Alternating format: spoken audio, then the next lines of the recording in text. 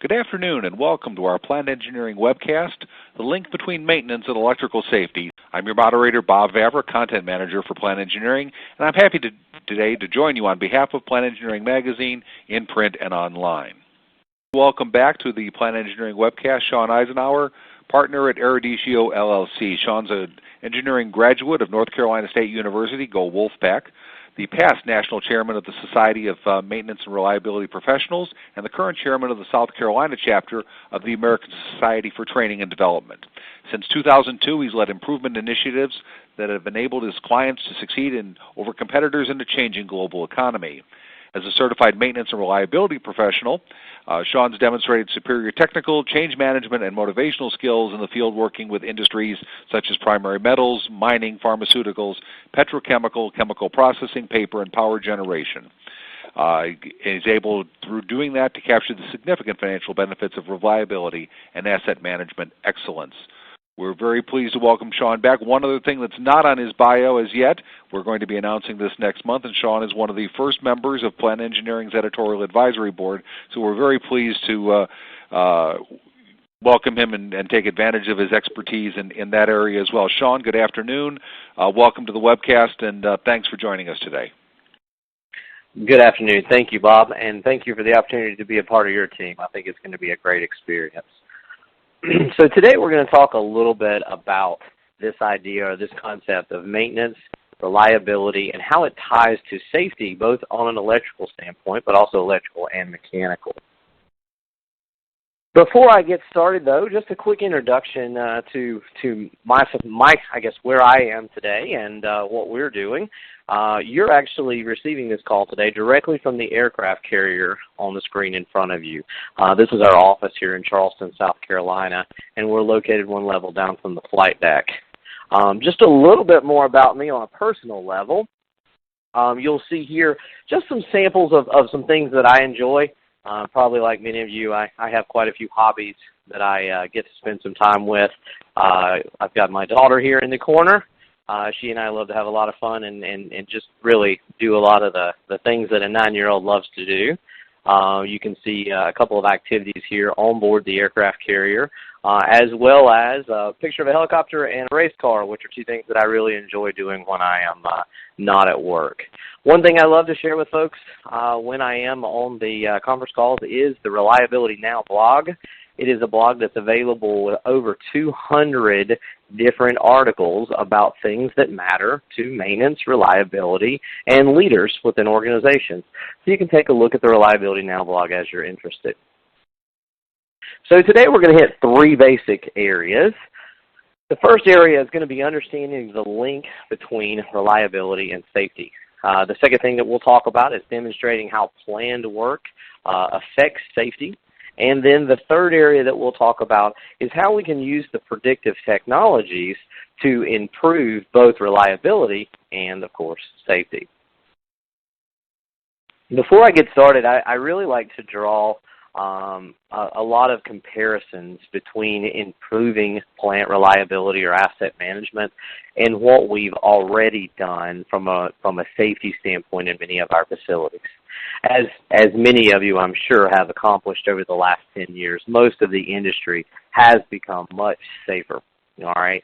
And I believe one of the reasons that we've been able to do that is because safety has always been a priority. It's always been something we've talked about. It's always something we keep in the forefront. So I think one of the areas that we can learn from a reliability standpoint from safety is how do we keep it in the forefront? How do we keep it in front of people? Now, the graphic that I've got up on the slide in front of you today talks a little bit about safety from the aviation industry. And I find it very interesting, though, because as we talk about some of the topics we're going to talk about today, many people will get a basic introduction to some topic and then believe that they pretty much have that mastered. In fact, I was talking with a class this week about root cause analysis. And in that class, I was sharing with them a story of an individual in a facility who didn't believe that he needed to attend a root cause analysis class because he had learned all he needed to know. He then proceeded to tell the whole class that he uses 5 whys and wishbones to solve his problems. So, we see this on a regular basis in both from a safety standpoint in aviation or even in our manufacturing facilities where sometimes people learn some of the basics and feel that they really haven't mastered. The graphic in front of you is showing what that looks like. And if you look along the bottom, you see the beginner zone in the gray. Then you have the danger zone, and then you have the expert zone. Then, as you look in the vertical axis, you've got the knowledge that is perceived by the individual. Now, there are 3 curves on the graphic itself. The first one being the yellow curve, and this talks about how much the individual thinks they know. The red curve talks about how much there is to know, and the gray curve is how much they actually know. All right? And what we see, especially in aircraft, pilots, both helicopters and airplanes, is that they tend to fall into the danger zone between 200 and 800 flight hours. So what is going to happen with them is they're going to get very comfortable. They feel like they understand it, and they start to take risk that they typically wouldn't have taken in the past. That continues all the way through 800 hours, where they, if they make it through it, learn that this is much more complicated and they have a whole lot more to learn than they realized, and they start to then humble themselves a bit and become much safer pilots. So if you have any friends that are between that 200 and 800 hour band, you may not want to choose to go up with them this weekend. So I think the same thing holds true, though, with reliability, with safety, with any of the topics that we'll talk about today. At the end of the day, we need to make sure we power through this beginning point where we sometimes assume we've got it all figured out, and make sure that we get past that danger zone and into that expert zone before moving forward. So I looked at another study just recently, and I thought this was very interesting in the context of today's webinar. It was a study that was done for the medical industry, and it talked about the tendency toward individuals to make impulsive decisions under emotional duress. And it didn't necessarily say that that had to be negative duress or positive duress. What they were saying was when put into stressful situations, people will make very impulsive decisions.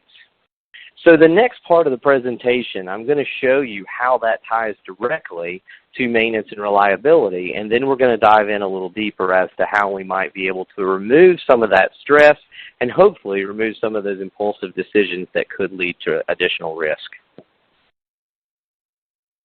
So the first graphic here we're looking at is a data set that came from Mr. Ron Moore. For those of you that know Ron Moore, he has a very good book, Making Common Sense Common Practice, that we love to recommend for people to read. The data set that I'm going to show with you really is based on multiple studies he's done in multiple facilities, and it helps us to understand how a reliable plant is indeed a safe plant. So here we're showing the connection between these 2 points. So if you look on the graphic, he's got the injury rate, and then he has the OEE, or overall equipment effectiveness, on the opposite side. And what you can notice is as the overall equipment effectiveness goes down, the injury rate goes up. All right, and the R factor on this is 80, and the R squared is, I believe, 0.64. So there's a pretty good relationship between these two. But I'm not going to hang everything on one graphic today, so we're going to take a look at a few more. So this is total injuries per year compared to the corrective or reactive work orders per year.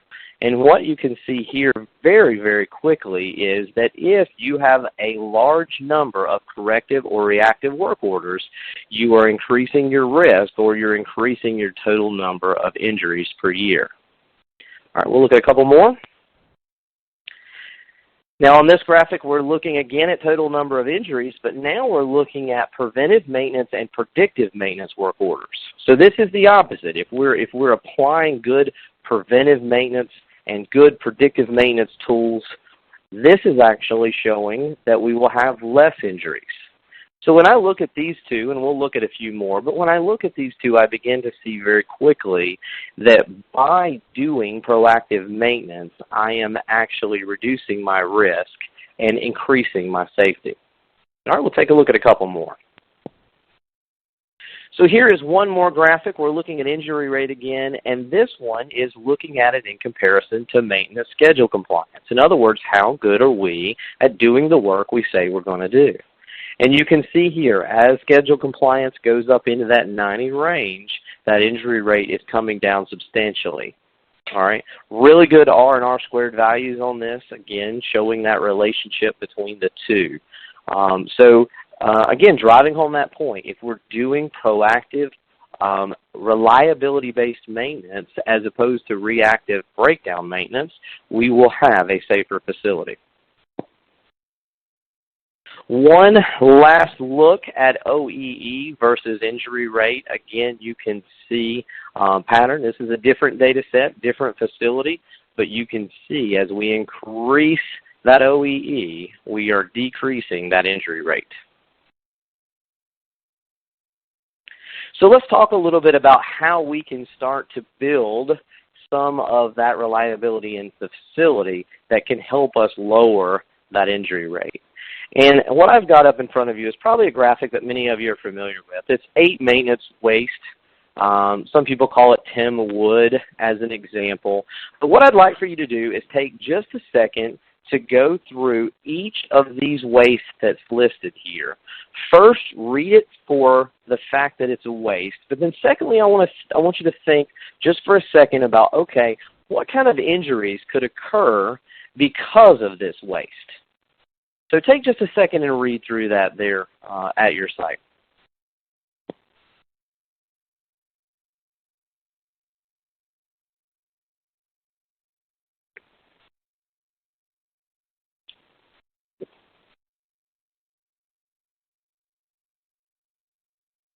Okay, so I think you've probably had a few seconds to read through. You may not have gotten through everyone, but later on you can take some time to dive a little deeper into some of those at the bottom.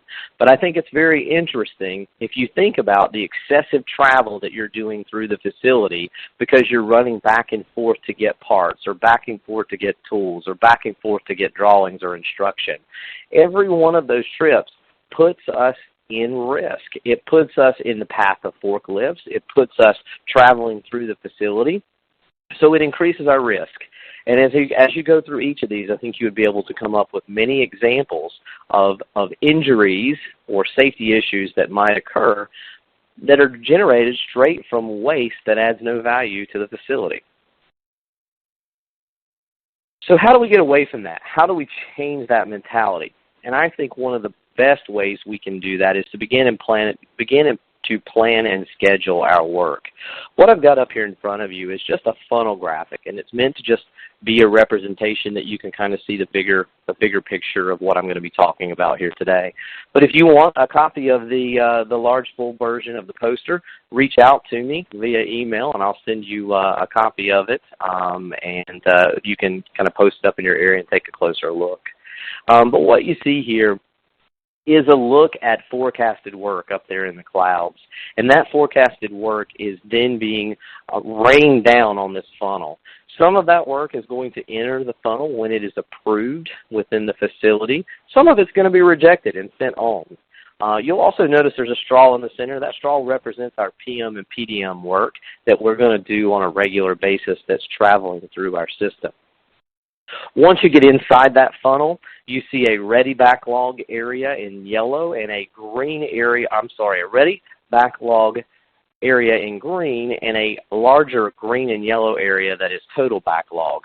And as we look at those components, the work that falls into ready and total backlog is the work that we want to try to execute moving forward. Now, the benefits of executing that ready backlog is that we have the tools identified, we have the parts identified, we have the parts kitted up and available, we have the safety implications already pulled out and written into the job plan. And because of that, we end up with a job that is going to be done in less time and going to be done at a lower level of risk. From the example of the waste we saw in the previous slide, most of that waste has been removed as jobs have moved through this funnel and into that ready backlog. Now, a couple more points, and I'm going to dive deeper into these in the last section, but a couple more points from a safety standpoint. Based on Nolan and Heap's study of the way things fail as they were beginning to create what became the Reliability-Centered Maintenance, or RCM, movement that we've seen over the last 25 or 30 years, they learned that there were 6 failure curves. And while many of you have probably seen these failure curves, there are a few interesting points that I'll point out today on the call.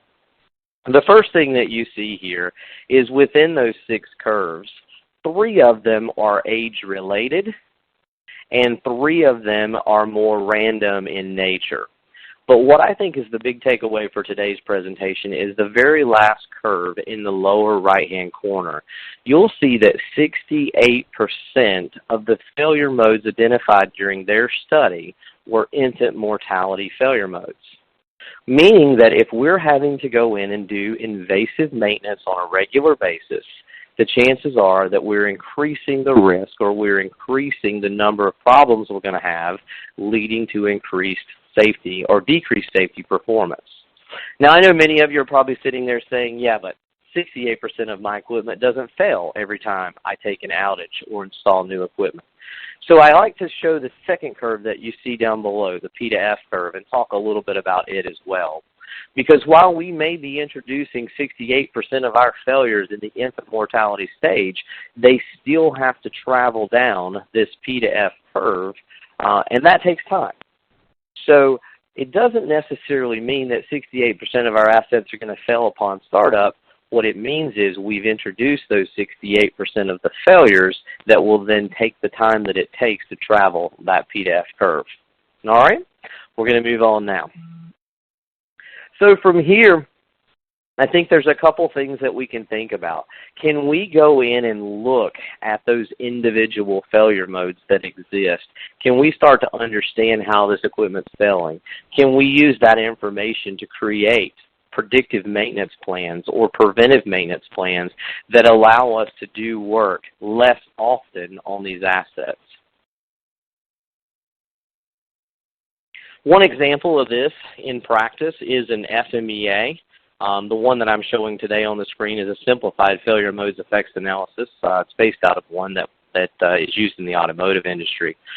But if I take the time to go through the equipment and identify all the ways that it could fail and all those common areas, now I can refine my preventive maintenance task, in many times shortening the total duration or the time of exposure within that failure.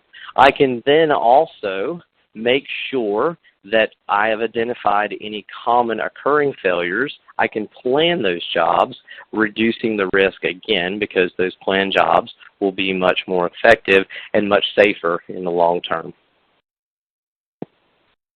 Now, one of the ways you might be able to do that is to go in and really start breaking the jobs down. We use a job mapping technique where we're actually going to step into that job, talk about what project needs to be, what services need to happen, what tasks are going to happen in each of those services, then what steps will occur, and then the individual instructions that will be associated with each of those steps. I've shown an example here in the slides today. This is a procedure that is being developed. The thing that I really like about developing a good job plan using this methodology is that it does identify those cautions that you see in yellow. It also identifies those warnings in red and where you might need additional equipment or information so that we can make sure that all of that is readily available right there at the assets. Now, the next thing that we can do, if we've taken the time to do an FMEA and understand how that equipment might fail, now we can really start to train our folks on that equipment. I put an example up here today of a module of e-learning talking about compressed air and how compressed air systems work.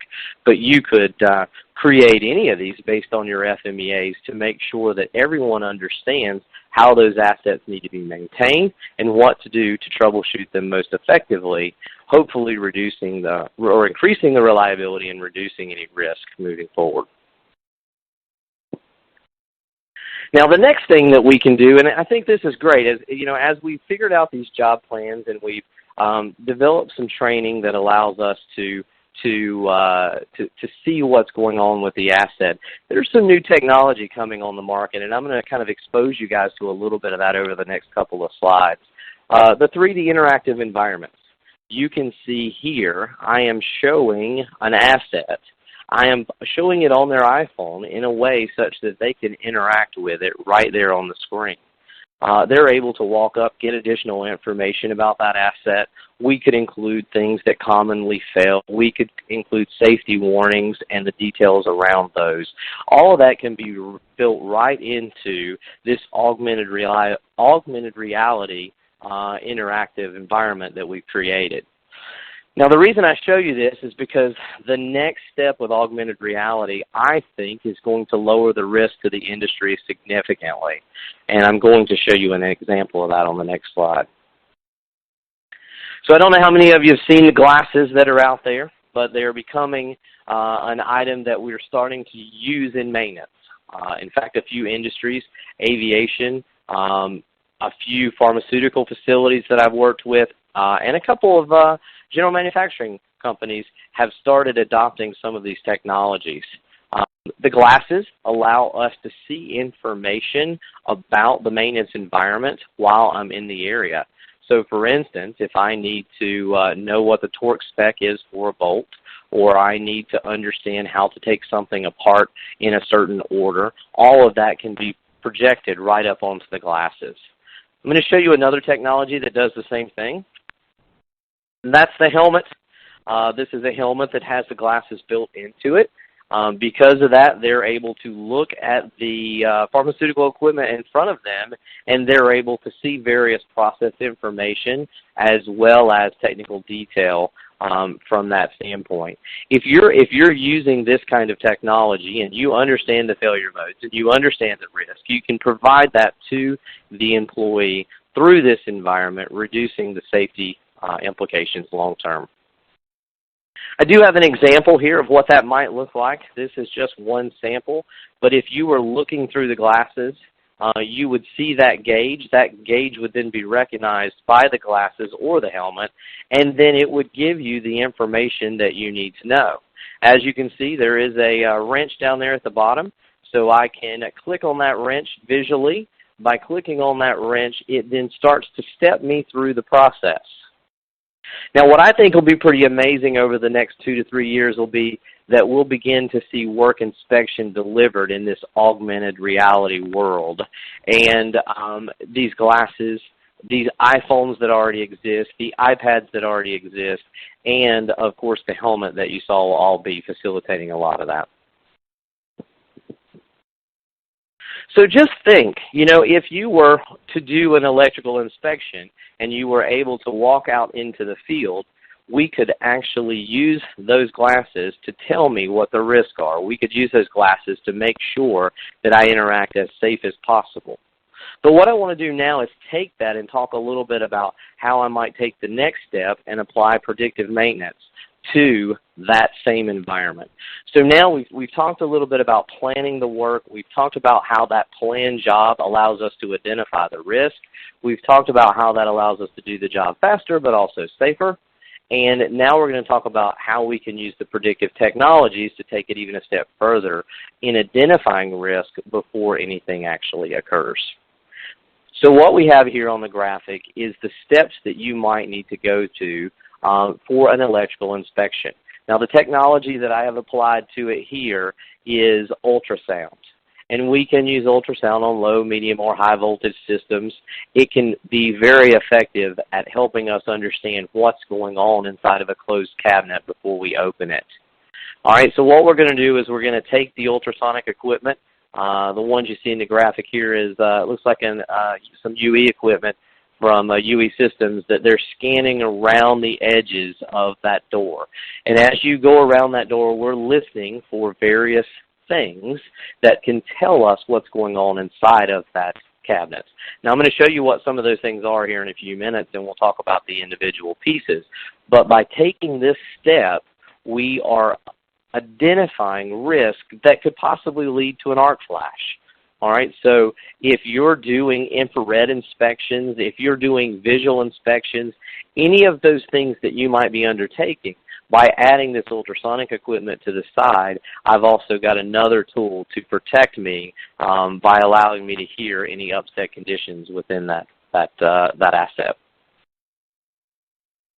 So before I move on, Little Fuse is our sponsor today, and I happen to know that they produce some really great training material. I have put the first page of one of their documents. It's a document called Misconceptions About Arc Flash Hazard Assessment.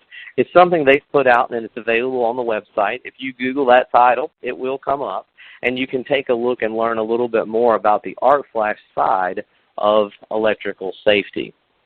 One of my favorite parts of that document, and one that I think you'll find pretty interesting as well, is where they go through a full list of misconceptions. And they'll list the misconception out and then tell you the real facts behind it. So that can be a great benefit for you moving forward. Now, another document we have that helps us with maintenance and reliability from a safety standpoint is, of course, NFPA 70B. This is a document that gives us a lot of the details around what is expected from a safety standpoint when we go and interact with electrical equipment.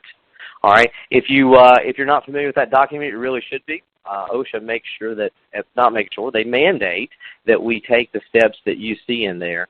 And interestingly enough, I still see facilities on a regular basis that aren't familiar with that. So definitely a document you're going to want to grab a hold of. So let's go a step further. What can I do with this predictive technology? We're going to talk about ultrasound here for a minute, but what can I do with this predictive technology that might allow me to be safer? Well, first, let me tell you a little bit about ultrasound. The first thing is ultrasound is very good at detecting high-frequency sound waves. So it allows us to hear things like arcing and tracking and corona. It's also highly directional. And it has a lot of uses within your facility. The two areas that we'll talk about today specifically is going to be one around how we use it to detect electrical failures, and then the other we're going to talk about from a motor management standpoint in the electrical world is how we can use it from a lubrication standpoint. Here are a few of the airborne applications for ultrasound, and I'm going to show both of these today, both the airborne and the contact, because they both fall into the category that we're talking about. So if you've got ultrasonic equipment in your facility, you're going to be able to detect things like air leaks and gas leaks. But more specifically, using the airborne accessories, you'll also be able to detect the corona, the tracking, the arcing that I mentioned a few minutes ago. Now, the structure-borne applications for ultrasound are going to hit firmly on the motor management side that I also want to hit today as well. So if you are lubricating your motors and they're in an operating state, using ultrasound technology, I know when that lubricant gets to that bearing. I know when it gets in and makes contact, and I also know when I over-lubricate that bearing.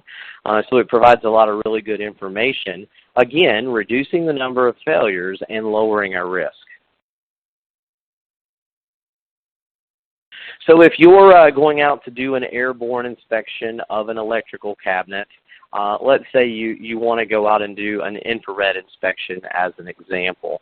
What you might do is scan all the way around all of the seals and any vents. You're adjusting up on your ultrasonic equipment to 40 kilohertz, and you're using the rubber focusing probe to narrow down the focus right to the area around the gap. And what we're doing is we're listening for the corona, we're listening for the tracking, and we're listening for the arcing.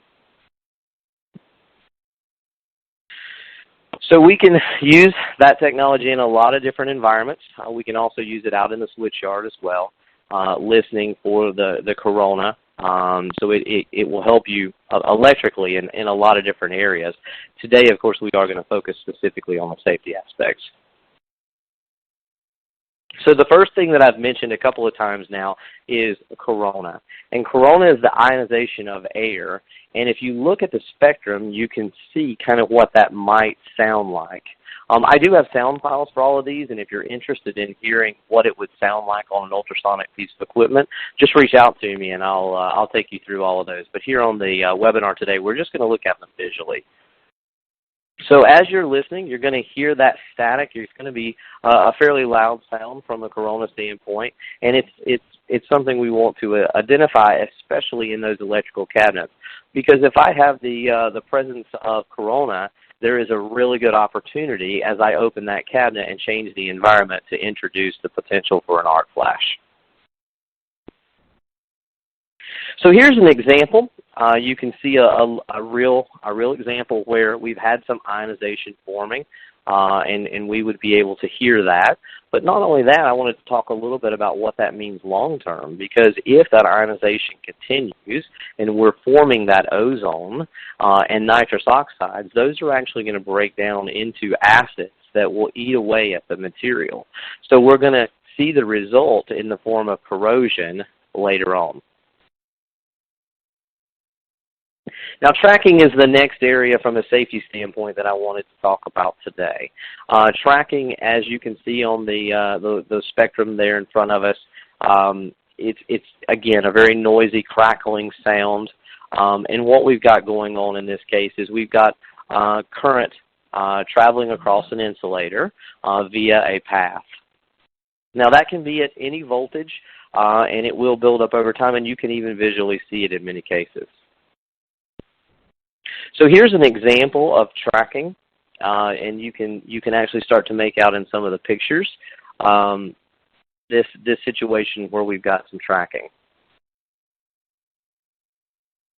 So again, we're opening up and we're taking a look at this cabinet, and as you look in the back, you're going to pick up some of the tracking examples as it starts to short or jump from one phase to another. And in this one, we can see that insulation back there in the back where we've got the actual tracking occurring.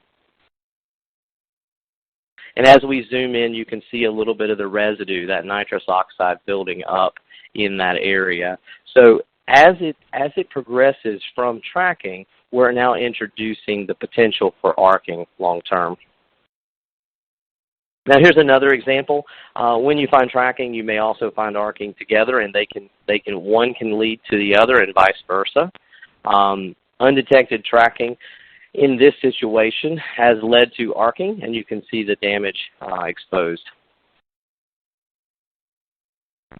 Now that arcing can become a pretty significant event, and you can see in the pictures here where we've had explosions and bursts of electrical discharge. So the sooner we catch the arcing and tracking, the more likely we are to be able to prevent those bigger, more damaging explosions that will occur from an arcing or an arc flash standpoint. So here is a graphic that shows what the arcing might sound like. As you notice, it's intermittent, but it does peak, and it allows us to, as we're listening to that ultrasound, to hear those individual bursts of electricity traveling through the air. A couple more examples here. Again, this is an ultrasound example from a 2000 kVA transformer. All right, and you can see the healthy spectrum from the ultrasound and also the unhealthy version. So the unhealthy there at the top, you can see there's a lot of energy, a lot of movement, a lot of cracking and popping, and then you see the very healthy bottom image where you would hear nothing more than a hum moving forward. A couple more examples here. This is an orbital motor.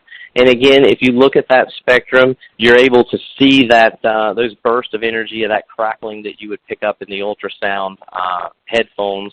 And then you can also see some of the activity from an infrared standpoint as we're starting to build up heat.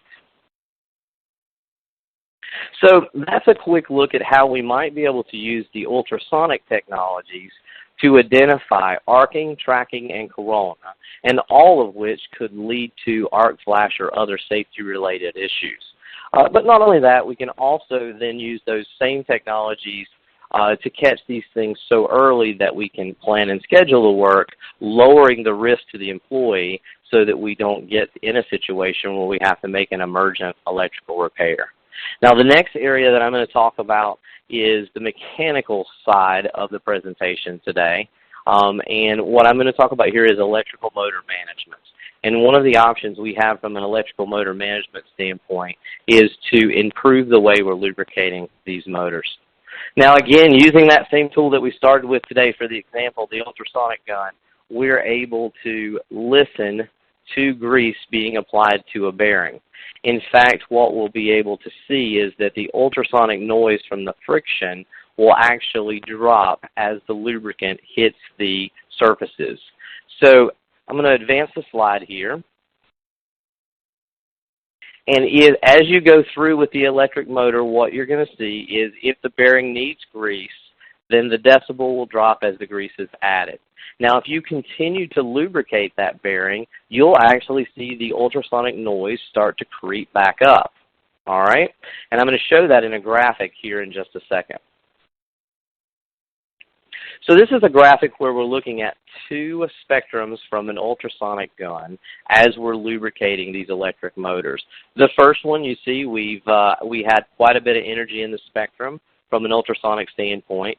We've lubricated that bearing and now it is holding very steady at a lower level of energy. In other words, we know the lubricant has made it to the bearing and we've been effective in providing lubrication.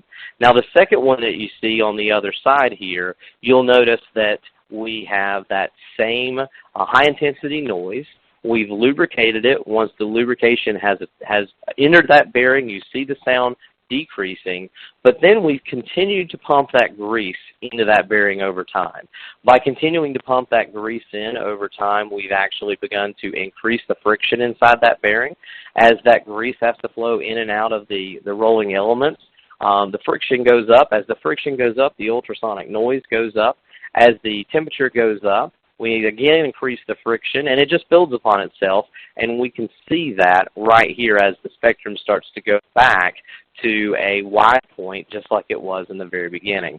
So the point here is if you have a motor management program and you really want to improve the way you're lubricating or the way you're caring for your motors, that same ultrasonic gun that's protecting us from an electrical safety standpoint can also help us to go in and make sure we're putting the right amount of lubricant in those motors to preserve the life.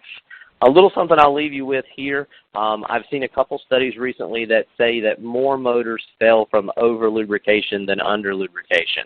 So be very mindful of making sure that we don't continue to pump until we return back to that high level of energy.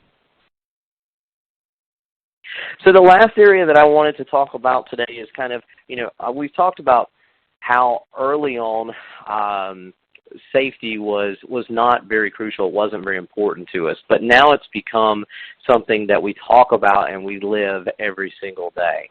But we went on to then say, if reliability could be improved, we could then improve safety another step forward. So how do we get that to happen? How do we get there? How do we make the organization move toward a more reliable focus? And that will help us make that step change again from a safety standpoint. What I've got for you today is an engagement curve. And if you look at this engagement curve, what you'll see is kind of different areas that people go through as they become part of it. The first area you see is awareness. And in this awareness stage, I'm providing a lot of good information to the organization about what it is that we're doing, why we're doing it, how it's going to make their job better, what's in it for them. Once I've created that awareness, I have the opportunity to then build some understanding. So let's take the example of using the ultrasonic gun to listen for corona and tracking. I can first make people aware that we have this equipment and that it can help them from a safety standpoint, and that they'll be able to hear that there's a potential for an arc flash before they even open the cabinet. Now the next thing I'm going to do is I'm going to create an understanding. I might do that by helping them to understand how to use those tools how to make sure they scan very effectively around the case before they open it. And then if I do that correctly, then they will accept that using ultrasonic technology is safer for them, that it makes sense for them. And then I can work to build a commitment to make that the way we're going to do things within our facility going forward. Now, lastly, if we do all of those things and really build upon that success, they will become an advocate to others within the organization. So they may tell others from other departments how they should use that ultrasonic gun to make sure they preserve their safety, or they may even tell others outside of your organization that this, what this has done for them and how it has made them much safer. So I wanted to just take you quickly through that today. We talked a little bit about the link between reliability and safety and how if we can improve our reliability, we will be able to, again, continue to increase our performance from a safety standpoint. The second point that I wanted to make sure we covered today was that we demonstrated how planned work is safer. Now, interestingly enough, it's also more cost effective. In fact, studies say anywhere from 5 to 7 times more cost effective than an emergent repair. But at the end of the day, if I can identify the failure modes that I'm dealing with, if I can identify the steps that I need to take, if I can identify the cautions and the risks, if I can make sure that I have the right tools there to do that job, all of those things are going to contribute to that being a safer environment and a more efficient environment. Now, the last thing we looked at was the predictive technologies. We talked quite a bit about ultrasound, but a little bit about infrared as well. And both of those give us the ability to understand what's going on in a piece of equipment before we put ourselves in a risky situation.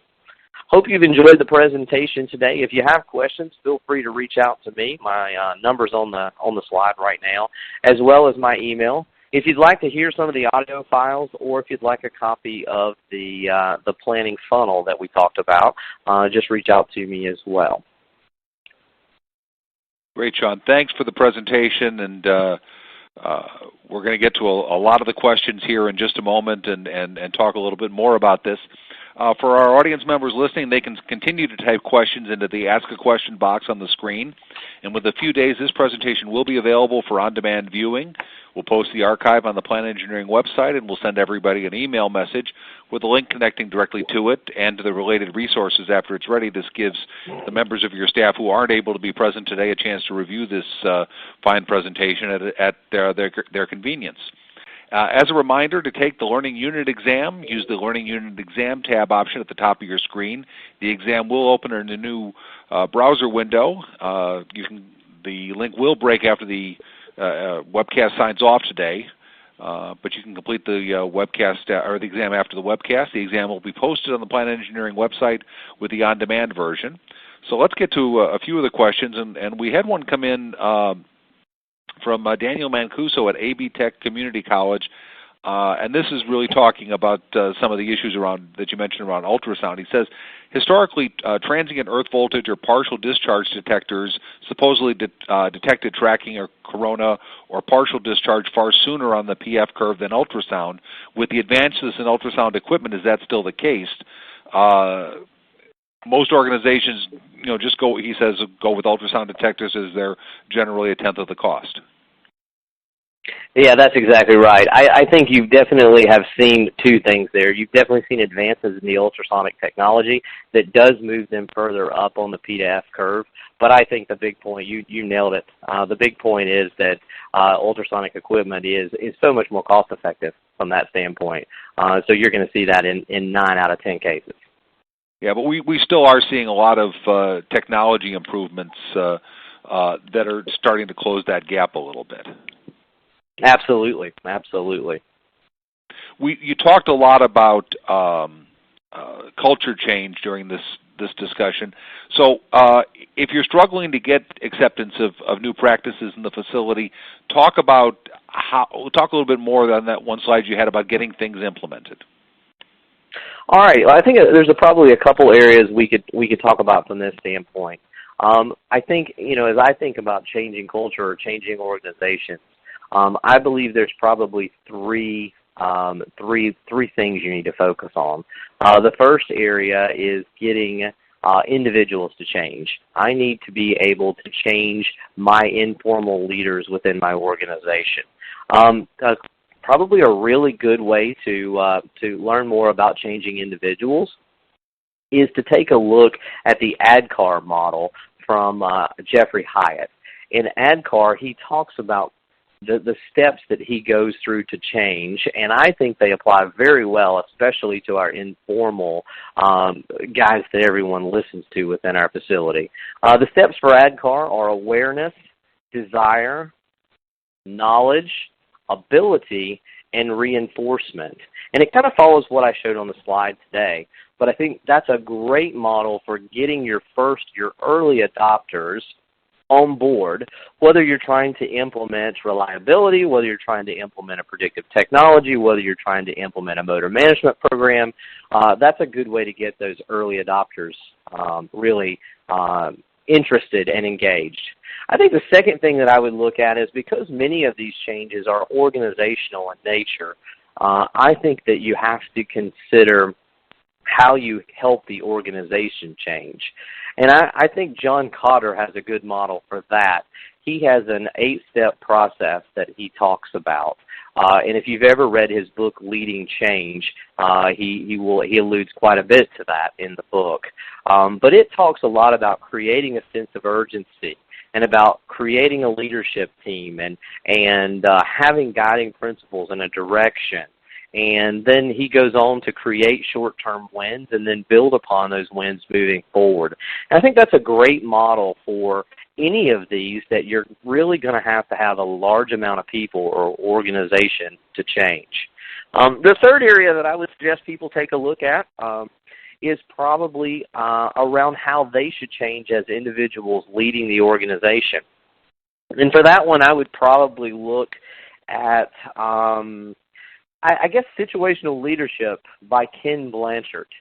He has a model that's actually called Situational Leadership 2, and in that model he talks about how a leader has to meet the needs of individuals as they change. Early on, they are energetic and excited, and it helps the leader needs to help them carry that forward. But as they get into the valley of despair, as we call it, as they get into the hard part of the change, then that's where he really needs to start breaking things down into smaller components and working through it. And I think Ken Blanchard's, or I really do believe Ken Blanchard's model would probably help a lot of people figure out that aspect of the change management process. But if anybody has any further questions, if those 3 references don't help you enough, feel free to reach out to me and I'll help you out as best I can. Yeah, we talk a lot about in this concept of change management the idea of correcting mistakes immediately, but also celebrating successes when they come along, and making sure that there's a clear delineation between things that need to continue to improve and areas where we've already improved, and we use that now, that plateau that we've reached as the new benchmark to continue to go forward with improvement. Absolutely, springboarding off of that success and continuing to grow. Absolutely. Yeah, it's such an important part of this whole change management thing. But the question, another question that kind of follows along that is, the plant engineering audience. These are plant managers. These are decision makers within their sphere of influence, but they also have influence up the corporate ladder. How do you drive this kind of change if you see that change is needed? How do you effectively drive it up the chain as well as down? Well, I think there's 2 things in that area. One, I would definitely go back to the ADKAR model, because as you change the organization or as you try to introduce these concepts up into the organization, you are still going to go through all of the steps. You're going to create awareness. You're going to create desire. You're going to impart knowledge. You're then going to see that there is ability, and then you're going to reinforce it until it becomes part of the new way we do business. So I think that holds true even as you're leading up into the organization. But I think the other big thing, and I see this over and over, I think the other big thing for maintenance managers and reliability engineers and the like, I think you have to speak the language of management. And I know a lot of folks have heard that, but yet I still hear people talking to operations leaders and upper-level management about very technical things that just doesn't get their interest. I'm not saying that every operations manager doesn't care about things like mean time between failure or a Weibull curve, but quite frankly, most of them don't. They want to hear how we're going to get more uptime, how you're going to save them more money, and what is the return on investment. And I think if we can use the ADCAR tools and use the financial speak that we need to use to convey that to that audience, I think we'll have much more success.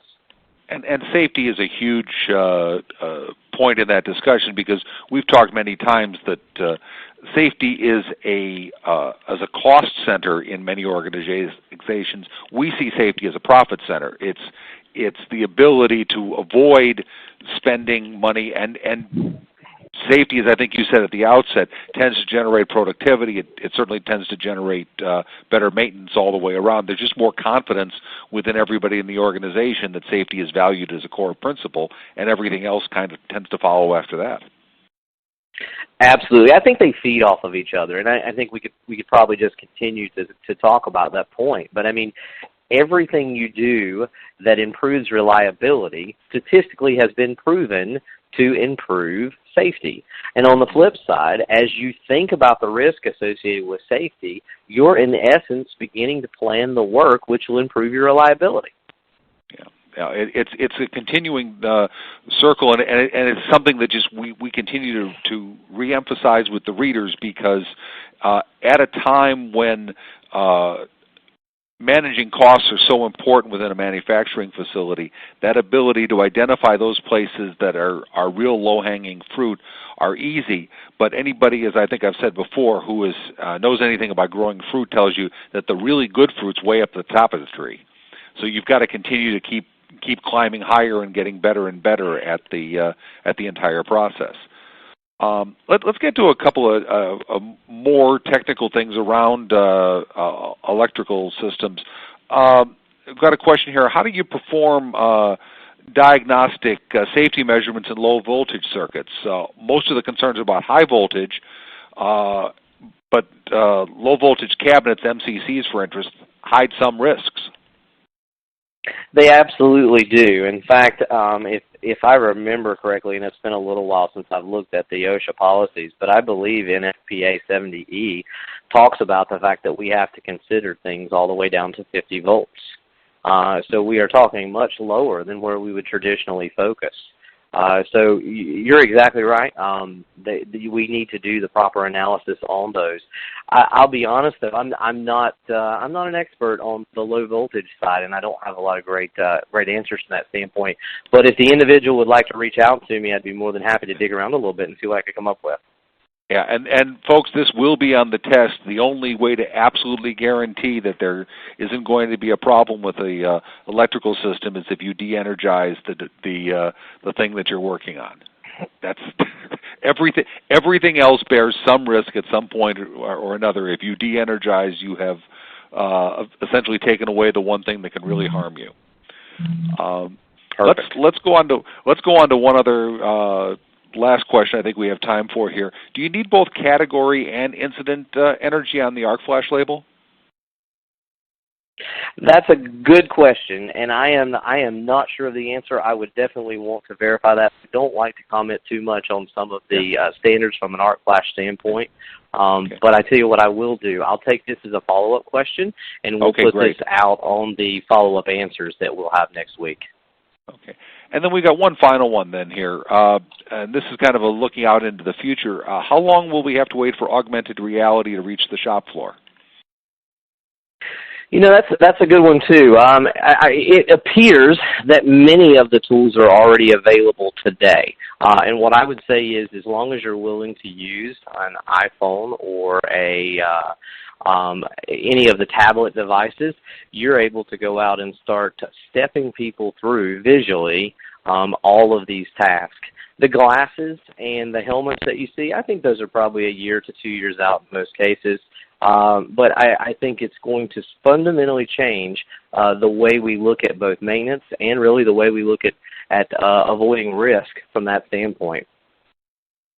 And it's going to be an area we're going to continue to talk about in plant engineering webcasts as the year goes on, as we talk about the industrial Internet of Things, as we talk about some of the other technologies. These are all tying together to create both a digital and an operational model that that manufacturers can use in some really exciting ways. And I don't even think any of us have seen the tip of this iceberg. It's really going to be a really exciting time in the next 2 or 3 years as some of these technologies from very large companies, very non-traditional manufacturing companies, and also some very entrepreneurial companies come out in this area. So it's going to be an interesting time to watch all of that. I want to thank Sean again for his great expertise on this. Sean? Thank you. I appreciate you having us on today. You betcha.